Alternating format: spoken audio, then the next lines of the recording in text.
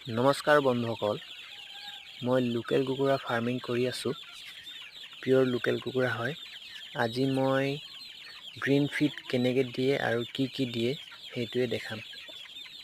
ভিডিঅ'টো ভাল লাগিলে লাইক আৰু ছাবস্ক্ৰাইব কৰিব। এইটো কলগছ হয়। কলগছ সৰু সৰু কাটি কিনে খাব পৰাকৈ সৰু সৰু কাটি এনেকৈ কাটিব লাগিব।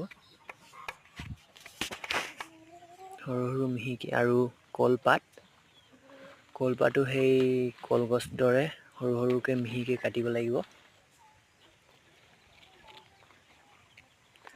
আপোনালোকে চাই থাকক কেনেকৈ কাটিছোঁ, কি দিছোঁ। এয়া সৰু সৰুকৈ কাটিব লাগিব।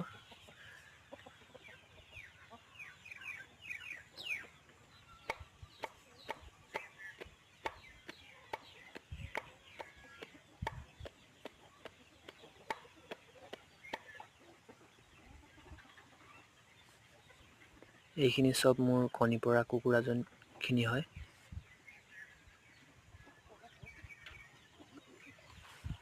আৰু এইটো মিঠা আলু পাত।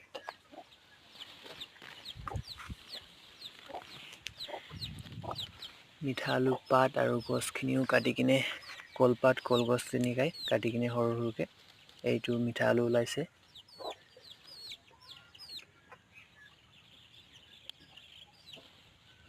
দুটা মিঠা আলু ওলাইছে।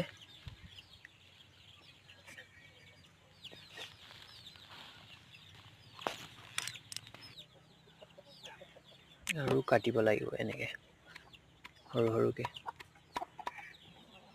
এয়া মিঠা আলু কাটি দিলোঁ। যি দিব সেইখিনিয়ে খাব। আৰু ব্ৰইলাৰ দানা মিক্স কৰি কিনে এনেকৈ মিক্স কৰি ল'ব। এতিয়া মিক্স হৈ গ'ল। এইটো এতিয়া দিব লাগিব।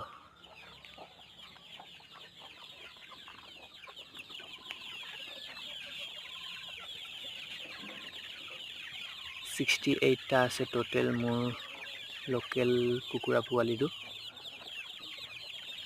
আৰু দুই ভাগকৈ কৰি থৈছোঁ। সেইফালে অলপ ডাঙৰ 2 মাহ 20 দিনমান হৈছে। সেইটো মানে একেলগে থ'লে খুটাখুটি কৰি কিনে সেই সৰুখিনিক খাবলৈ নিদিয়ে, সেইকাৰণে বেলেগকৈ থৈছোঁ। এনেকৈ দিব লাগিব। এয়া চাহ খাই আছে। ভিডিঅ'টো ভাল লাগিলে লাইক কৰিব। Thank U.